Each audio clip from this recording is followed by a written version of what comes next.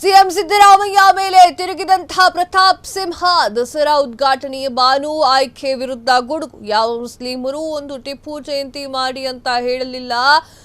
ಬಾನೂರಿಂದ ದಸರಾ ಉದ್ಘಾಟಿಸಿ ಅಂತ ಹೇಳಿ ಮುಸಲ್ಮಾನರು ಒತ್ತಾಯಿಸಿರ್ಲಿಲ್ಲ. ನನ್ನನ್ನ ಕರೀರಿ ಅಂತ ಹೇಳಿ ಬಾನೂರು ಕೂಡ ಏನು ಅರ್ಜಿಯನ್ನ ಹಾಕಿರ್ಲಿಲ್ಲ. ಆದ್ರೂ ಸಿಎಂ ಸಿದ್ದರಾಮಯ್ಯ ಯಾಕೆ ಮೌಲ್ಯಗಳಂತೆಯೇ ನಡೆದುಕೊಳ್ತಾ ಇದ್ದಾರೆ? ಖಾರವಾಗಿ ಪ್ರಶ್ನೆ ಮಾಡಿರುವಂತಹ ಮಾಜಿ ಸಂಸದ ಪ್ರತಾಪ್ ಸಿಂಹ. ಎಸ್ ವೀಕ್ಷಕರೇ, ಪ್ರತಾಪ್ ಸಿಂಹ ಅವರ ಈ ಒಂದು ಪ್ರಶ್ನೆ ಸಾಕಷ್ಟು ಕುತೂಹಲವನ್ನ ಹಾಗೂ ಕೆಲವೊಂದಿಷ್ಟು ಜನರನ್ನ ಕೆರಳುವಂತೆ ಮಾಡಿತ್ತು. ಬಾನು ಅವರ ಆಯ್ಕೆ ದಸರಾ ಉದ್ಘಾಟನೆಯನ್ನ ಮಾಡಬೇಕಾದ್ರೆ ಬಾನು ಅವರ ಆಯ್ಕೆ ಸಾಕಷ್ಟು ವಿರೋಧವನ್ನ ವ್ಯಕ್ತಪಡಿಸುವಂತೆ ಮಾಡಿರುವಂಥದ್ದು.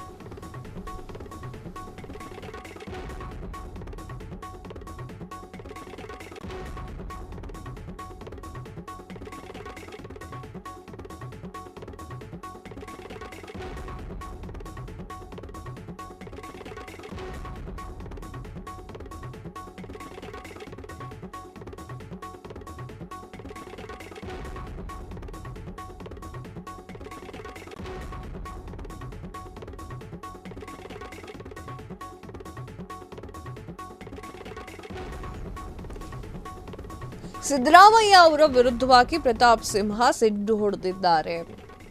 ಸಿದ್ದರಾಮಯ್ಯ ಒಂದು ಡಿಸಿಷನ್ ತಗೊಂಡಿದ್ದಕ್ಕೆ ಹಿಂದೂಗಳು ಹಾಗೂ ಪ್ರತಾಪ್ ಸಿಂಹ ಎಲ್ಲರೂ ಕೂಡ ವಿರೋಧವನ್ನು ವ್ಯಕ್ತಪಡಿಸ್ತಾ ಇದ್ದಾರೆ.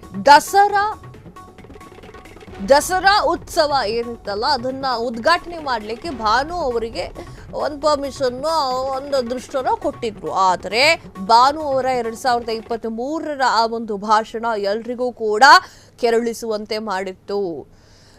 ಒಂದು ಭಾಷೆಗೆ ದೇವರನ್ನ ಮಾಡಿದ್ದೀರಾ, ಭಾಷೆಯನ್ನ ತೆಗೆದುಕೊಂಡು ಹೋಗಿ ದೇವರನ್ನ ಮಾಡಿದ್ದೀರಾ, ಭಾನು ಹಾಗೂ ಅವರ ಕುಟುಂಬದವರು ಅದನ್ನ ಹೇಗೆ ಮಾತಾಡಬೇಕು ಅಂತ ಕೇಳುವಂತಹ ಮೂಲಕ ಕೆಂಗಣ್ಣಿಗೆ ಗುರಿಯಾಗಿದ್ದಂತಹ ಬಾನು ವಿರುದ್ಧವಾಗಿ ಮಾತನಾಡಿದ್ದಂತಹ ಪ್ರತಾಪ್ ಸಿಂಹ ಅವರ ಮಾತನ್ನ ಸತ್ಯ ಅಂತ ಹೇಳಿ ಅದನ್ನ ಮೈ ಮೇಲೆ ಎಳ್ಕೊಂಡು ಹೊರಟಿರುವಂತಹ ಹಿಂದೂ ಸಂಘಟನೆಗಳು ಎಲ್ಲವೂ ಕೂಡ ಈಗ ಸಿದ್ದರಾಮಯ್ಯ ವಿರುದ್ಧವಾಗಿದೆ. ಸಿದ್ದರಾಮಯ್ಯ ತೆಗೆದುಕೊಂಡಿರುವಂತಹ ಒಂದೇ ಒಂದು ಡಿಸಿಷನ್ನು ಯಾರು ಹೇಳಿದ್ರಿ ನಿಮ್ಗೆ, ಅವ್ರು ಹೇಳಿದ್ರಾ ಅಂತ ಹೇಳಿ ಪ್ರಶ್ನೆಯನ್ನ ಮಾಡಿರುವಂಥದ್ದು. ಎಸ್, ಏನ್ ಹೇಳಿದ್ರು ನೋಡ್ಕೊಂಬರೋಣ ಬನ್ನಿ.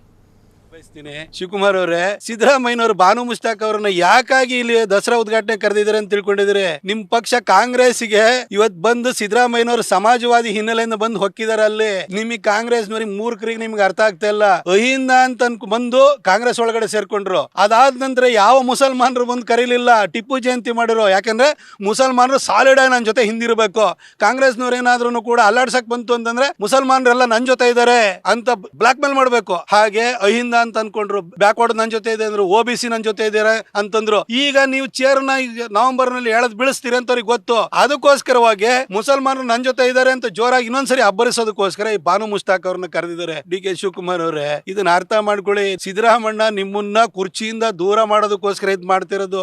ನೀವು ಅದನ್ನ ಅರ್ಥ ಮಾಡ್ಕೊಳ್ಳೋದಲ್ಲೇ ಧರ್ಮದ ಬಗ್ಗೆ ಏನೇನೋ ಮಾತಾಡಕ್ ಹೋಗ್ಬೇಡಿ ಸರ್. ಧರ್ಮದ ಬಗ್ಗೆ ನಮ್ಮೆಲ್ಲರಿಗೂ ಕೂಡ ಅಲ್ಪ ಸ್ವಲ್ಪ ತಿಳುವಳಿಕೆ ಇದೆ. ನೀವು ಅದ್ರ ಬಗ್ಗೆ ನಮಗೆ ಜ್ಞಾನವನ್ನು ಕೊಡಕ್ ಹೋಗ್ಬೇಡಿ. ಸಿದ್ದರಾಮಯ್ಯವರು ನಿಮಗೆ ಚೇರ್ ಬಿಟ್ಟು ಕೊಡಬಾರದು ಅನ್ನೋ ಕಾರಣಕ್ಕೋಸ್ಕರ ಇವೆಲ್ಲ ನಾಟಕ ಮಾಡ್ತಿದ್ದಾರೆ. ಯಾವ ಮುಸಲ್ಮಾನರು ಬಂದು ಬಾನು ಮುಷ್ತಾಕ್ ಅವ್ರನ್ನ ದಸರಾ ಉದ್ಘಾಟನೆ ಕರೀರಿ ಅಂತ ಯಾರು ಹೇಳಿರ್ಲಿಲ್ಲ. ಯಾಕೆಂದ್ರೆ ಅಲ್ಲಾಹನ್ ಬಿಟ್ರೆ ಬೇರೆ ಯಾರನ್ನು ಕೂಡ ಪೂಜನೆ ಮಾಡಂಗಿಲ್ಲ, ಸ್ತುತಿಸೋಗಿಲ್ಲ.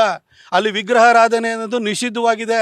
ನೀವು ಟಿಪ್ಪು ಜಯಂತಿ ಮಾಡಿರೋ ಜನ್ಮದಿನಾಚರಣೆನೂ ಕೂಡ ಅಥವಾ ನಿಮಗೆ ಬರ್ಡೇನು ಆಚರಣೆ ಮಾಡಂಗಿಲ್ಲ ಇಸ್ಲಾಂ ಅಲ್ಲಿ, ಅದು ನಿಷಿದ್ಧವಾಗಿದೆ.